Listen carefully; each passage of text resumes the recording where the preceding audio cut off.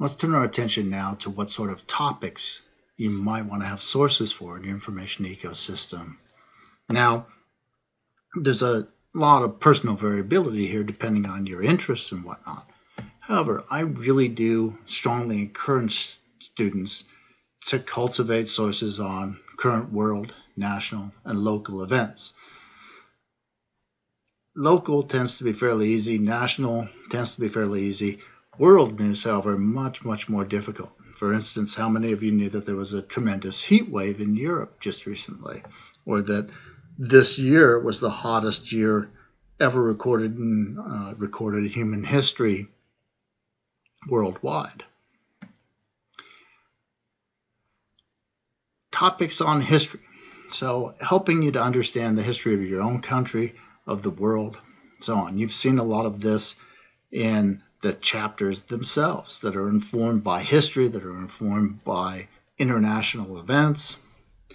Understanding things in context often requires understanding their position relative to human history. So when we think about the fact that basically for the last 10 to 12,000 years, humans have existed in a way that was hitherto unheard of. Right? The development of agriculture, the development of lots of tools, of written language, spoken language, etc. Right? All of these things make what's normal and ordinary for us really anomalous in the history of human and proto-human existence. Law.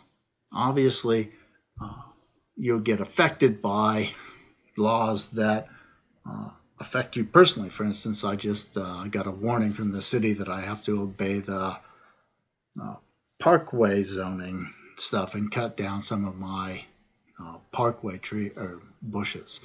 But developments in interpretation of the law, legal interpretations at the federal and state court level, passage of laws locally or nationally, all of these things had the potential to affect us. We were all affected, for instance, by the tax law that was passed just a couple of years ago. Science, and I include within that medicine. So understanding things that are developing in science helps us to understand our world better.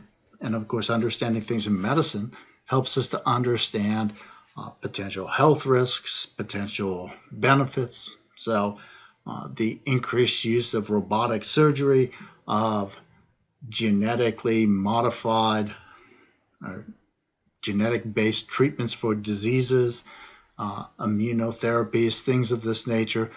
These are all important things that will start to shape medicine in the years to come. Politics is hard to escape, seems like sometimes in the United States, but politics are important. Politics, local, state, national, will affect us.